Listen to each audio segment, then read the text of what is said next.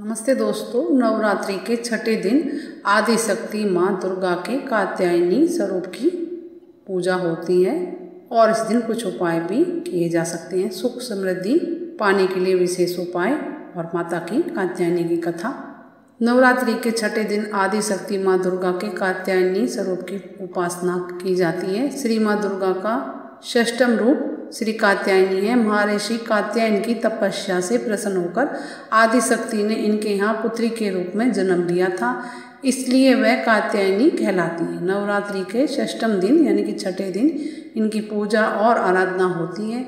इनकी आराधना से भक्त का हर काम सरल एवं सुगम होता है। चंद्रहास नामक तलवार के प्रभाव से जिनका हाथ चमक रहा है, श्रेष्ठ सिंह जिनका वाहन है, महर्षि कात्यायन की कठिन तपस्या से प्रसन्न होकर उनकी इच्छा उनके यहाँ पुत्री के रूप में पैदा हुई थी। महर्षि कात्यायन ने इनका पालन पोषण किया था तथा महर्षि कात्यायन की पुत्री और इन्हीं के द्वारा सर्वप्रथम पूजे जाने के कारण देवी दुर्गा को कात्यायनी कहा गया है। देवी कात्यायनी अमोघ फलदायी है। इनकी पूजा अर्चना द्वारा सभी संकटों का नाश होता है। माँ कात्यायनी दानवों तथा पापियों का नाश करने वाली है।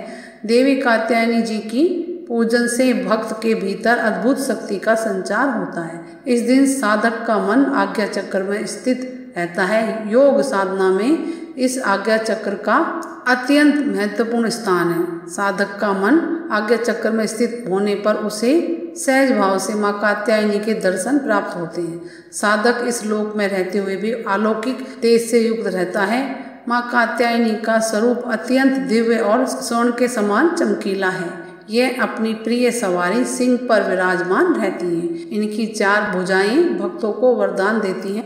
इनका एक हाथ अभय मुद्रा में है तो दूसरा हाथ वर मुद्रा में है। अन्य हाथों में तलवार तथा कमल का फूल है। माँ कात्यायनी जी की कथा। देवी कात्यायनी जी के संदर्भ में एक पौराणिक कथा प्रचलित है, जिसके अनुसार एक समय कत नाम के प्रसिद्ध ऋषि हुए तथा उनके पुत्र ऋषि कात्य हुए।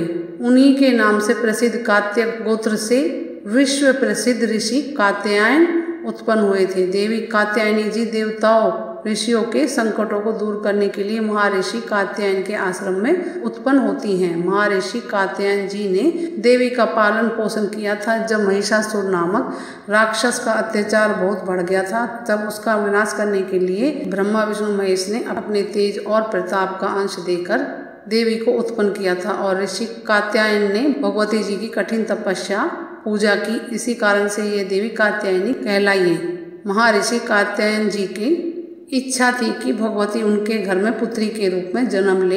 देवी ने उनकी ये प्रार्थना स्वीकार की तथा अश्विन कृष्ण पक्ष चतुर्दशी को जन्म लेने के पश्चात शुक्ल पक्ष सप्तमी, अष्टमी और नवमी तीनों दिन तक कात्यायन ऋषि ने इनकी पूजा की। दशमी को देवी ने महिषासुर का वध किया और देवों को महिषासुर के अत्याचारों से मुक्त किया।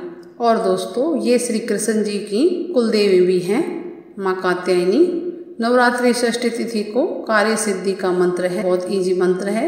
सर्व मंगल मांगल्ये शिवे सर्वार्थ साधिके शरण्ये त्र्यंबके गौरी नारायणी नमस्तुते। साथ ही नवरात्रि की षष्ठी तिथि को मनोकामना सिद्धि के अचूक उपाय। पहला, जो लोग फिल्म इंडस्ट्री के क्षेत्र से जुड़े हुए हैं वह देसी घी का तिलक देवी माँ को लगाएं। देवी माँ के सामने देसी घी का दीपक जरूर जलाएं। ऐसा करने से फिल्म इंडस्ट्री या इस क्षेत्र में काम करने वालों को सफलता मिलना तय है। दूसरा उपाय, खेल कूद के क्षेत्र में सफलता पाने के लिए देवी माँ को सिंदूर और शहद मिलाकर तिलक करें। अपनी माँ का आशीर्वाद जरूर लें। दोनों माँ का आशीर्वाद आपको सफलता जरूर दिलाए। तीसरा उपाय, राजनीति के क्षेत्र में सफलता पाने के लिए लाल कपड़े में 21 चूड़ी लाल रंग की, 2 जोड़ी चांदी की बिछिया, 5 गुड़हल के फूल, 42 लौंग और 7 कपूर और परफ्यूम बांधकर देवी के चरणों में अर्पित करें। सफलता जरूर मिलेगी। अगर दुर्गा माँ के मंदिर में जाके करेंगे तो और भी ज़्यादा आपके लिए अच्छा हो।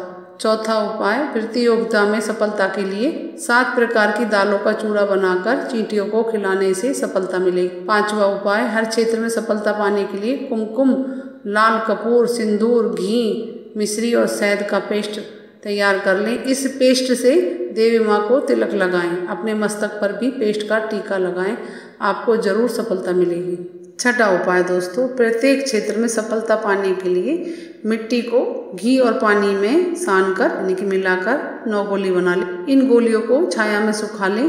उसके बाद इन गोलियों को पीले सिंदूर की कटोरी में रखकर, यानी पीला सिंदूर होता है, उसको कटोरी में डालकर उस कटोरी में भरकर देवी को चढ़ा दें। नौमी के दिन इन गोलियों को नदी में जरूर बहा दें और सिंदूर को संभाल कर रख लें। जरूरी काम से जाते समय जो भी घर के सदस्य हैं जरूरी काम से जाएं तो सिंदूर का टीका लगा कर जाएं, सफलता जरूर मिलेगी। दोस्तों ये थी माता कात्यायनी की कथा और उपाय।